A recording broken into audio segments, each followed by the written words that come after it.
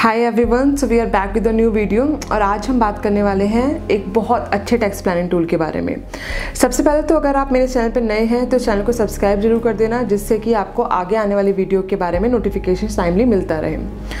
सो चलिए स्टार्ट करते हैं अपना ये वीडियो।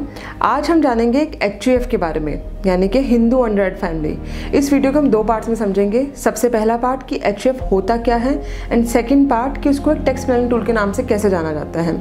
इस वीडियो के थ्रू मैं आज आपकी बहुत सारी बेसिक क्वेरीज को कवर करूंगी जो यूजुअली मेरे पास आती है कि HUF को हम नाम क्या रखें, HUF को रजिस्टर कैसे कराएं, या HUF के मेंबर्स कितना पैसा विड्रॉ कर सकते हैं। इस तरीके की सारी क्वेरीज को हम ट्राइंग कि आज इस वीडियो के थ्रू मैं कवर करूँ और आपको एक कंप्लीट नॉलेज जा सके कि HUF क्या होता है, कैसे आप उससे टैक्स सेव कर सकते हैं और उसकी क्या बेसिक रिक्वायरमेंट्स है या बेसिक कंप्लायंसेस है जो आपको फुलफिल करने पड़ेंगे। तो चलिए स्टार्ट करते हैं। सबसे पहले अगर हम समझें कि HUF क्या होता है, तो HUF माना जाता है कि जैसे ही एक इंडिविजुअल की शादी होती है तो एक HUF फ्रेम हो जाता है। चाहे आप उसको एक लीगली फ्रेम करें या ना करें, बट मैरिज के बाद HUF मान लिया जाता है कि हो गया। बट इसके अंदर मुस्लिम्स को कवर नहीं किया गया है, यानी कि मुस्लिम्स HUF का पार्ट नहीं बन सकते हैं, वो लोग HUF फ्रेम नहीं कर सकते हैं।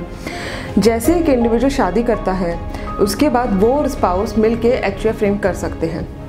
HUF फ्रेम करने की जो बेसिक रिक्वायरमेंट्स है उसके अंदर आपको एक पैन कार्ड अप्लाई करना होगा और साथ में उसके लिए आपको एक डिक्लेरेशन देना होगा, जिसके अंदर आपको बताना होगा कि आप और आपके को पार्टनर, यानी कि आप और आपकी स्पाउस एंड आपकी फैमिली में और कौन कौन से मेंबर उस HUF का पार्ट बनना चाहते हैं। फॉर एग्जांपल आपके बच्चे चाहे माइनर हो या मेजर हो, उसका पार्ट बनेंगे। उसमें आपको डिक्लेयर करना होगा डिक्लेरेशन के अंदर कि HUF में ये भी साथ में को पार्टनर्स है, साथ में पार्ट है।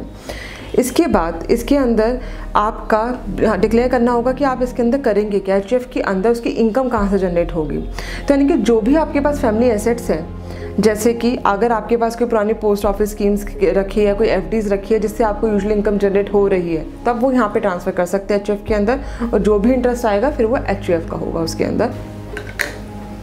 इसके बारे में हम आगे बात करेंगे कि HUF के मेंबर्स कैसे पैसे को विड्रॉ कर सकते हैं। बट अभी के लिए जो भी HUF का पैसा, यानी कि जो भी आप लेट्स से FD या कोई आपके पास फैमिली एसेट्स है, कोई घर है जिससे रेंट आ रहा है, वहाँ पे यहाँ पे ट्रांसफ़र कर रहे हैं, तो उससे होने वाली इनकम HUF की होगी। अब इसमें नेक्स्ट क्वेरी आती है कि HUF का नाम क्या रखा जाएगा। HUF का नाम हम एग्जाम्पल के साथ समझते हैं। मिस्टर अनन है जो HUF के लिए अप्लाई करना चाहते हैं, तो HUF का नाम जो होगा वो होगा अनन HUF, यानी कि इंडिविजुअल का नेम और उसके आगे HUF जोड़ दिया जाएगा और वो ही HUF का नाम कहलाएगा। थर्ड, हम इसको अप्लाई कैसे करें। इसके अंदर HUF अप्लाई करने के लिए आपको एक पैन कार्ड अप्लाई करना होगा और पैन कार्ड के साथ देनी होगी एक डिक्लेरेशन, जो कि मैंने आपको पहले भी बताई। यही एक सिंपल प्रोसेस रहेगा। पैन कार्ड आने के बाद एक आप करंट अकाउंट या सेविंग अकाउंट जिसके लिए भी आप एलिजिबल है वो ओपन कराएं और आप अपना काम स्टार्ट कर सकते हैं। एक बात का ध्यान रखें कि इसकी टाइमली ITR फाइल करना बहुत ज़रूरी है। नेक्स्ट जो मेन पॉइंट है उसके अंदर हम टैक्स कैसे सेव कर सकते हैं। बहुत ध्यान से सुनिएगा, बहुत इंपॉर्टेंट पॉइंट है। सबसे पहले चीज़, HUF को 2.5 लाख की बेसिक एग्जेम्पशन लिमिट मिलती है। फॉर एग्जांपल जैसे कि इंडिविजुअल्स को भी मिलती है, वही सेम चीज़ HUF में भी है। जो स्लैब रेट्स इंडिविजुअल को मिल रहे हैं वही सेम HUF को भी मिल रहे हैं। तो यानी कि 2.5 लाख तक HUF को कोई भी टैक्स नहीं देना है, बिल्कुल टैक्स फ्री है वो अमाउंट। साथ ही साथ अगर HUF 80C में भी पैसा इन्वेस्ट कर देता है, यानी कि टैक्स सेविंग इन्वेस्टमेंट्स, LIC इन सब में पैसा लगाता है, तो वो 1.5 लाख रुपये तक और बेनिफिट ले सकता है। 1,50,000 का वो और ज़्यादा एग्जेम्पशन ले सकता है। तो टोटल हो गया 2.5 लाख प्लस 1.5 लाख, यानी कि 4 लाख। इसके सिवा थर्ड बेनिफिट जो वो ले सकता है LTCG का। फॉर एग्जाम्पल अगर HUF शेयर ट्रेडिंग करती है और उसको capital gain, long term capital gain होता है 1 लाख तक का, तो वो एग्जेम्प्ट है। 1 लाख तक लॉन्ग टर्म कैपिटल गेन पे आपको कोई टैक्स नहीं देना। वही सेम यहाँ पे भी आपको LTCG के 1 लाख पे अगर HUF अर्न करता है तो उस पर कोई भी टैक्स नहीं है। तो यानी कि ऑब्वियसली बेनिफिट काफ़ी ज़्यादा हो जाएगा आपको। 2.5 lakh basic exemption limit, 1.5 lakh का ATC और 1 लाख का LTCG। इसको हम एक एग्जांपल के साथ समझते हैं। अगर कोई भी इंडिविजुअल फॉर एग्जांपल सैलरी से 20 लाख रुपए ले रहा है और इनकम फ्रॉम अदर सोर्सेज का 1 लाख रुपए है, तो वो ऑलरेडी 30% के स्लैब में फॉल कर रहा है, तो वो 1 लाख रुपए पे उसको 30% के हिसाब से टैक्स देना पड़ेगा, जो 30,000 प्लस सेस बनेगा। बट वहीं अगर वो HUF फ्रेम कर लेता है तो उस 1 लाख रुपए पे से कोई भी टैक्स नहीं देना।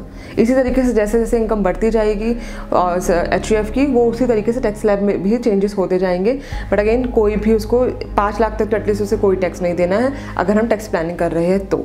सो ये बहुत अच्छा फ़ायदा है अगर आप HUF फ्रेम कर लेते हैं। तो अगर आप मैरिड है तो इस चीज़ का जरूर यूज़ करिए, आप HUF जरूर फ्रेम करिए। नेक्स्ट क्वेरी इसके अंदर ये आती है कि HUF की डेट क्या होगी। इसको एक एग्जांपल के साथ समझते हैं। अगर कोई इंडिविजुअल अपना पैन कार्ड अप्लाई करता है तो उसकी डेट ऑफ बर्थ ही पैन कार्ड पे प्रिंट होती है। अगर कोई कंपनी होती है तो उसकी डेट ऑफ इनकॉर्पोरेशन मानी जाती है पैन कार्ड के लिए। बट अगर कोई एचएफ के लिए जाता है तो उसकी डेट ऑफ मैरिज ही आप चूज़ करिए उसके अंदर उसकी रजिस्ट्रेशन डेट के लिए, यानी कि जो भी आपके मैरिज सर्टिफिकेट पे या फिर मैरिज कार्ड पे डेट है आप वही चूज़ करिए, वहीं वहाँ पे फिल करिए और उसी को अपना डेट ऑफ रजिस्ट्रेशन मानिए, डेट ऑफ इनकॉर्पोरेशन मानिए एक तरीके से एचएफ के लिए। और यहाँ पे एक चीज़ का जरूर ध्यान रखिए कि एचएफ के मेंबर्स एक दूसरे को गिफ्ट नहीं दे सकते हैं। एक और क्वेरी इसके अंदर ये आती है कि एचएफ के पैसे को मेंबर्स आपस में डिवाइड कैसे करेंगे। तो सिंपल सा आंसर इसका ये है कि एचएफ के जितने भी मेंबर्स हैं उन सबका इक्वली राइट है एचएफ के पैसे पे, तो वो पैसे को भी इक्वली डिवाइड कर सकते हैं। और एक बात का जरूर ध्यान रखिए कि जब एचएफ आपकी बन जाती है तो पैन कार्ड आने के बाद जब आप करंट अकाउंट या सेविंग अकाउंट खुलवाते हैं तो अगर आप बिजनेस कर रहे हो तो आप करंट अकाउंट ले, और अगर आपका नॉर्मल फॉर एग्जांपल एफडी से ही आपको एनुअल इंटरेस्ट आना है या पोस्ट ऑफिस स्कीम से ही आपको एनुअल इंटरेस्ट आना है तो आप सेविंग अकाउंट के थ्रू भी कर सकते हैं। बट इसकी टाइमली आईटीआर फाइल करना बहुत ज़रूरी है, अदरवाइज वो सेम लेट फीस जो कि इंडिविजुअल्स पे लगती है वही सेम प्रोसेस यहाँ पे भी फॉलो होता है। तो हमेशा आईटीआर एनुअल आईटीआर जरूर एचयूएफ की फाइल करें। और एक जो बहुत इंपॉर्टेंट पॉइंट है यहाँ पे वो ये है कि एचयूएफ के मेंबर्स को एचयूएफ से मिलने वाला पैसा उनके हैंड्स में टैक्सेबल नहीं है, बिकॉज एचयूएफ ऑलरेडी लायबल है उस टैक्स लायबिलिटीज़ के लिए।